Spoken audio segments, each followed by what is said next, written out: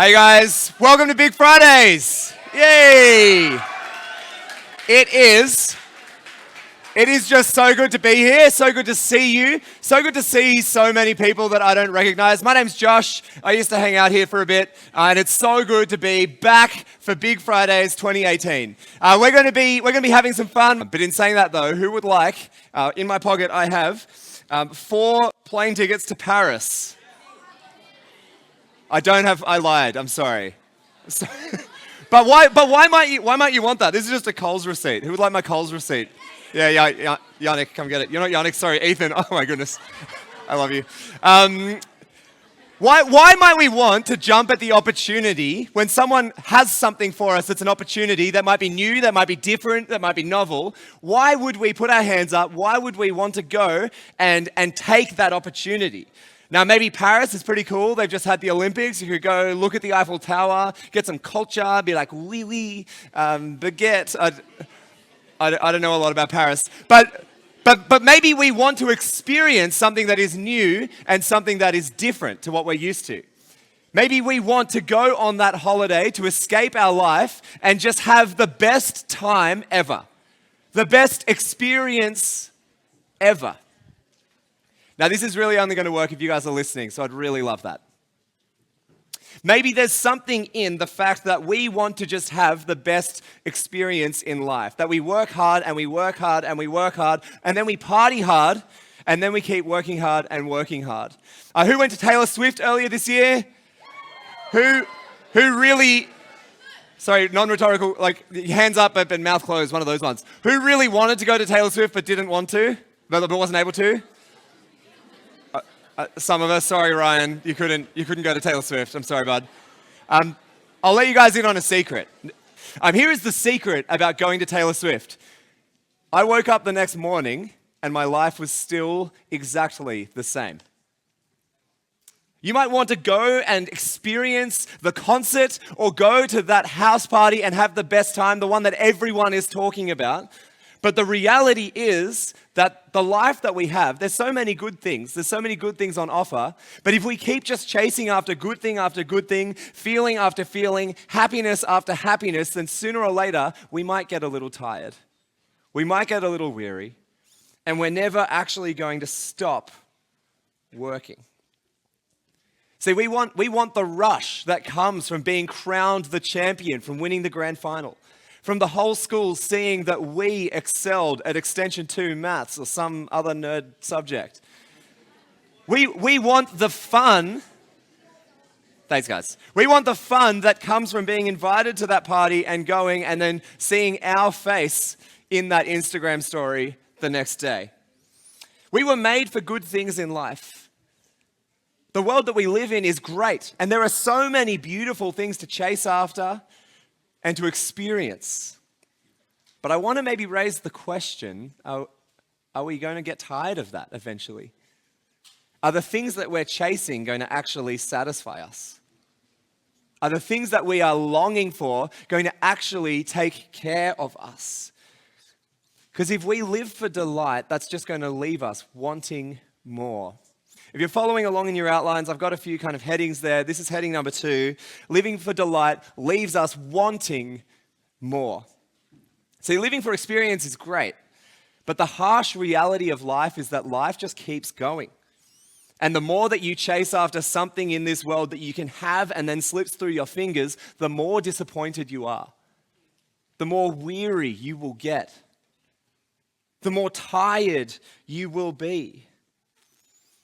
See, I know that a lot of people in this room are kind of going to be running the show in a few years. You're at some good schools and some other schools that I won't name, but you can see me after. But you guys are working hard. You've got parents that are pushing you, and so that you can get a really good job, go to a really good university. And a lot of the people in this room are going to be doing things like being in parliament at some point in life or leading some companies that are doing some really cool things. A lot of you will succeed at your jobs. And when you succeed at your jobs, you'll be able to maybe have some money to experience more of what life has to offer. But I've just got to warn you that it's not going to be enough. You can work until you've made it, but it is not going to be enough for you. Celebrating the wild night might be the best thing, and looking at the story the next morning might be great. But then you're just going to be wanting more and more and more. Sooner or later, the weekend is over.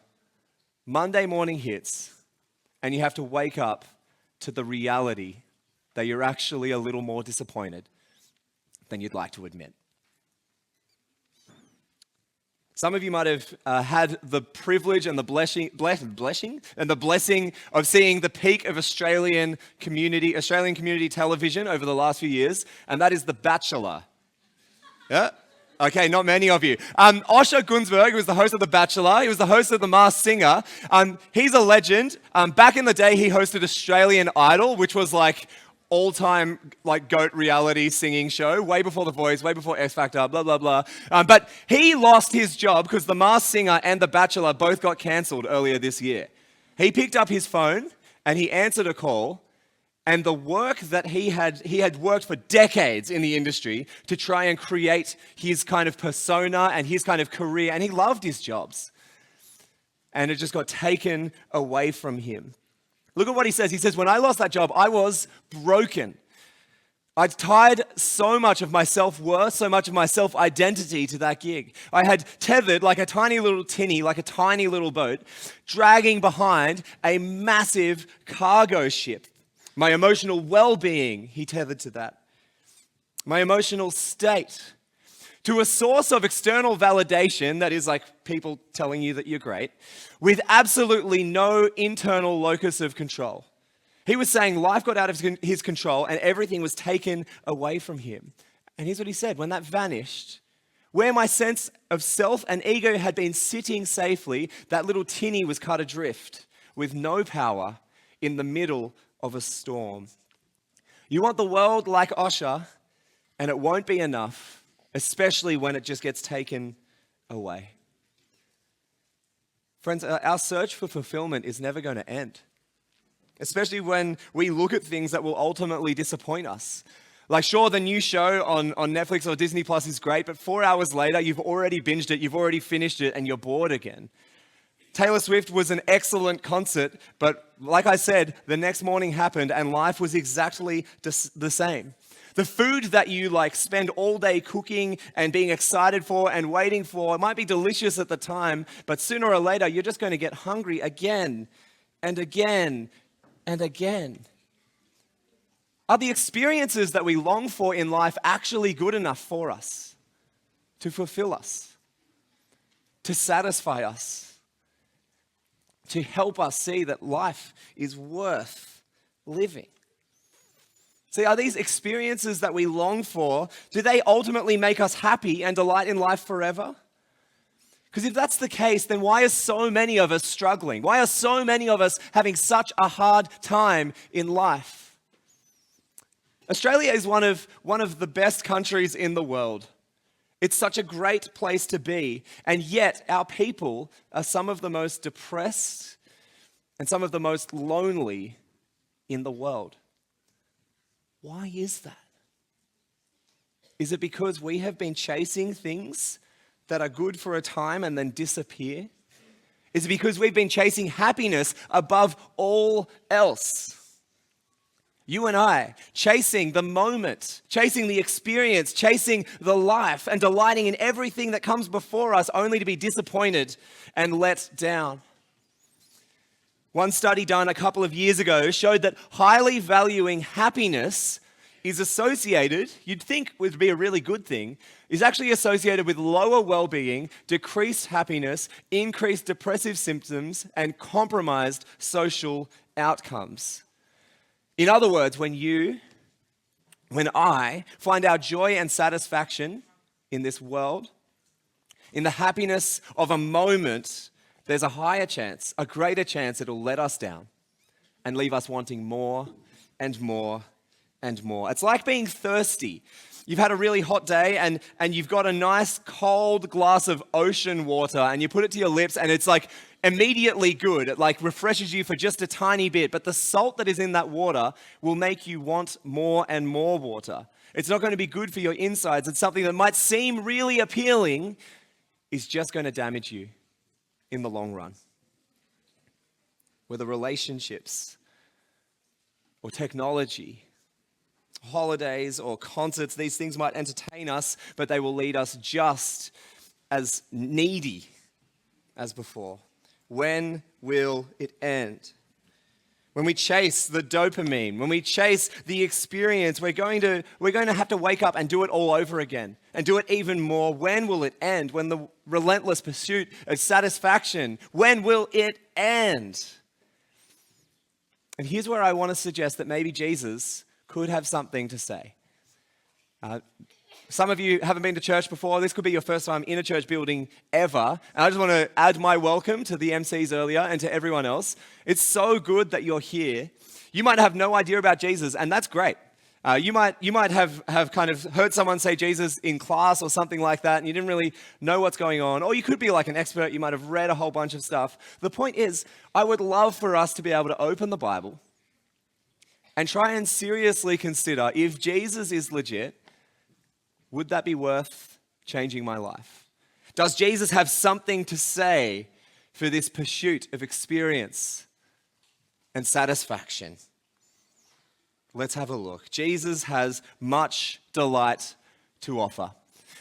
We had read out for us earlier in the book of John, chapter 2, this story of Jesus at a wedding. This historical narrative account that was included so that we'd be able to get a bit of a picture of Jesus. This is like kind of the genre of what's happening. And because we're in chapter 2, we're right near the start. We haven't actually really seen too much of Jesus yet. We don't really know Jesus yet. And in chapter 2, this is actually the first public thing that Jesus does. The first public thing that he does is, I wonder if you knew this, the equivalent of going to the servo and getting a few bags of ice. I wonder if you noticed that. I wonder if you noticed that it seemed like there was a problem with the catering and Jesus' mum kind of came and asked him for help. Was that it? It can't just be it. Have a look. The Bible's in front of you and it's on the screen. John chapter 2, Jesus' mother said to him, when the wine was gone, Jesus' mother said to him, "They have no more wine." Now, weddings back then are like a huge social event. You invite all your friends, all your family, all your cousins, like stepbrothers, everyone in the village or the town and everywhere comes and celebrates for like a week straight. It's like a business manager, like an event manager's daydream, because they could just plan this event for ages. And if you run out of the thing that is the celebration, which is the wine, that's really embarrassing. That's a really terrible thing to have happen. And so Jesus is here as a guest at the party and they've run out of wine. And Jesus is like, what? This isn't my concern. Like if you went to your friend's 16th birthday party at Strike Bowling, it'd be really irregular for you to have the bowl and then walk down to the end and then set up the pins yourself so that then you can have another bowl. That's not part of the job description of being a guest. That's what's happening here. Jesus is a guest at this wedding and his mum says, "Can you do something about this? They have no more wine." Look at what Jesus says as a response. "Woman, why do you involve me?" Jesus replied. "My hour has not yet come." Hey guys, once again, I reckon we'll just listen to what God has to say. Your mates will be there in 10 minutes. Let's just listen to what God has to say in his word. So what Mary did wrong here is she fundamentally misunderstood who Jesus was. He didn't come just to fix a problem. He didn't come just to save someone from embarrassment, although he did that. She only saw him as someone who would come to fix the worldly problem.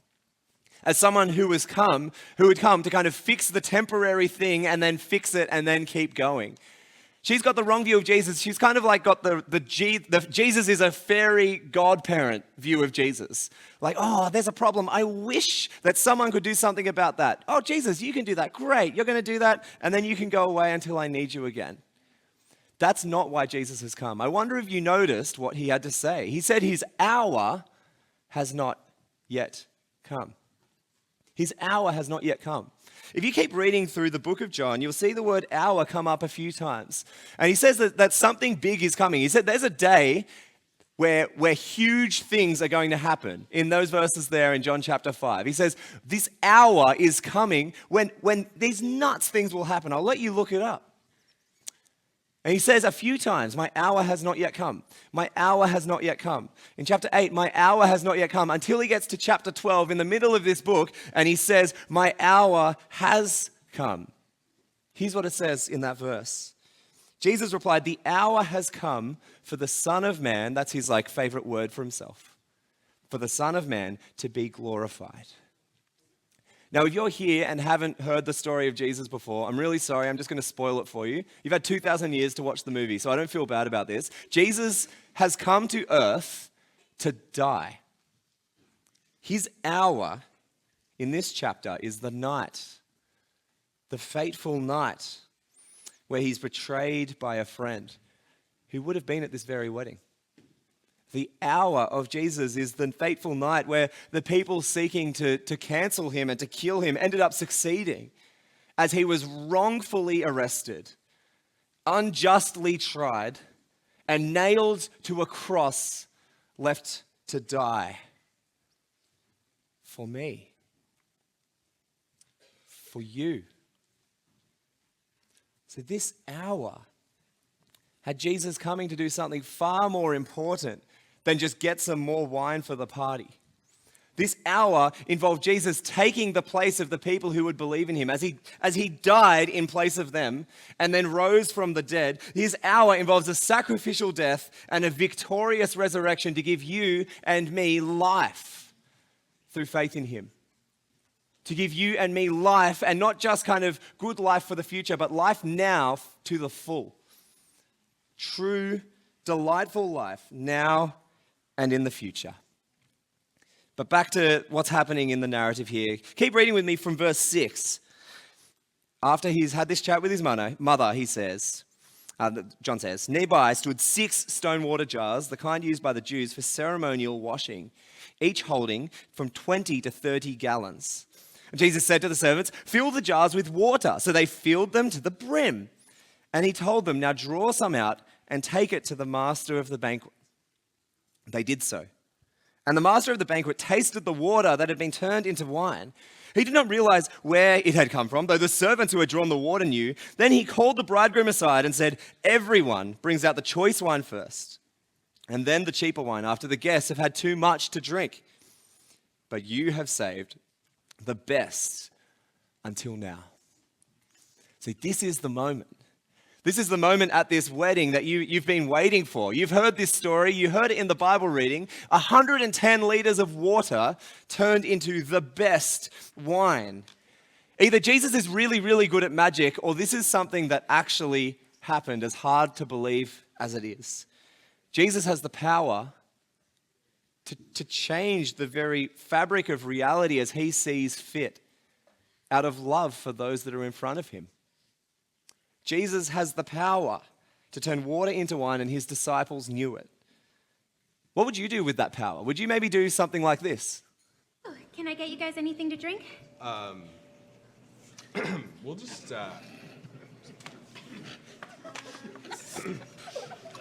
have water, please. Okay. I'll be right back with those.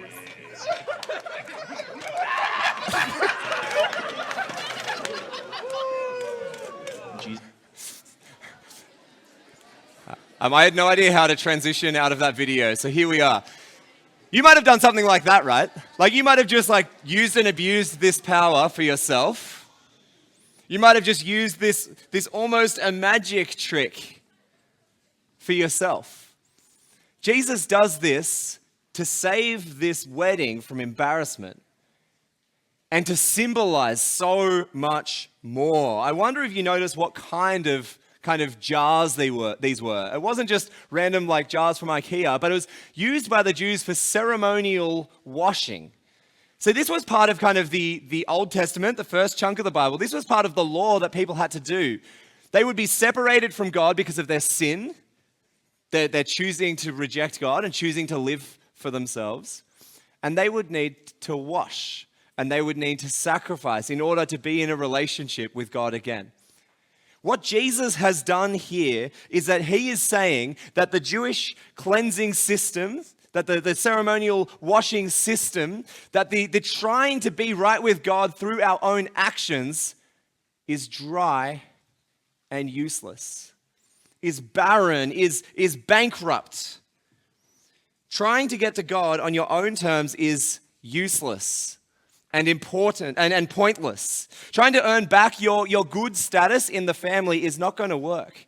Rather, what Jesus did was so much more than a physical miracle. He turned this dry, useless substance into the best wine, into a celebration, into something to be seen and tasted and believed and celebrated. Jesus gives abundant and joyous life because he gives better than what we can give ourselves. When Jesus turned the water into wine, he is showing that what he has to offer is more rich, more fulfilling, and more beautiful than everything else that has come before and anything that will come since. The celebration in the desert was dry, but the celebration when Jesus changed it was overflowing and abundant. Throughout the Bible, wine and kind of feasting is kind of used as a celebration, as a picture, and as a picture of joy. Like you do it at a wedding and you do things like that. But this is the really special moments, right? Kind of like your parents might have a wine cellar in their house or something, and there's like one bottle that no one's ever allowed to touch until the right occasion. There's one bottle that no one's allowed to touch because it's really special and set aside for a purpose. That's what this is here.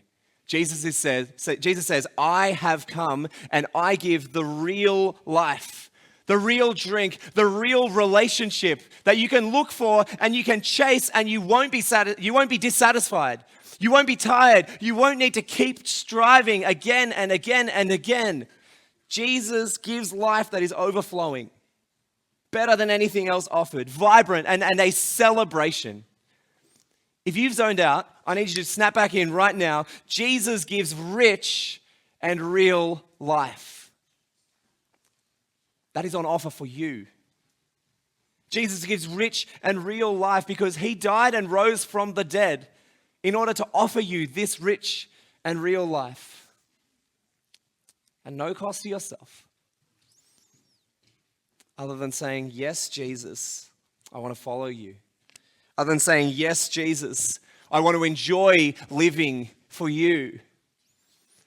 See, if you're here and you're in the room and you've been kind of around church a little bit before, or you've gone to chapel at school or whatever, I want to ask, do you enjoy Jesus? Or do you get so bogged down in the mundanity and the monotony and the detail of the rest of your life that you don't have a life-transforming relationship with him? Do you want to live for Jesus? Are you happy with the temporary experiences that will leave you wanting more and more and more? And does your heart truly delight in Jesus? The one who knows you, who loves you, who for no reason that I can explain chooses to forgive you and me. I know there are people in this room that love Jesus. And I know there are people in this room that are still working him out. If you're here and you haven't turned to Jesus, look to the life that he offers and follow him. Jesus loves you. He came to give you life. He came to give you everything. And if you're going to live your life without him, if you're going to live your life without Jesus, then the best moments in this life really are the best moments that you'll ever have. You'll wake up the next morning and you will have missed the boat because the best moment in your life was in the past. But if you are living life with Jesus, you know that the best is yet to come. You know that the life you have is worth living. And you know that Jesus has come to give you rich and real life forever. That even the best moments in this life are just a sample of the life that we have to come. Now, a fulfilled life with Jesus might not seem as sick as a house party on the outside. Might not seem as fun as a concert, but the reality is that Jesus gives eternal purpose, true love, and rich joy. Later in John's gospel, Jesus says this. He says, I have come to this earth so that those who follow me may have life and have it to the full. Kind of like the water that was overflowing, the water that was turned into wine that was overflowing. Jesus gives life and gives life abundantly. You can know and be known by the one who created this world. You can be loved by the one who loved you so much he gave up his son for you. Friends, Jesus gives real life. He gives himself for you. Have a listen to who he is and follow him. I'm going to pray. If you pray, please join with me. Father, we ask that you would help us stop chasing things that will ultimately disappoint us and hurt us. We ask that you would help us see the purpose that we were meant for, see the relationship that you died for, and we ask that we would take this in faith, and we ask that we would follow Jesus. For those of us that are still questioning things, we ask that you would help us be able to think hard about it and to weigh up whether it's worth it. And we ask that you would show each one of us how much you love us and that you would give us ultimate, real, and delightful life. Amen. We're going to do something.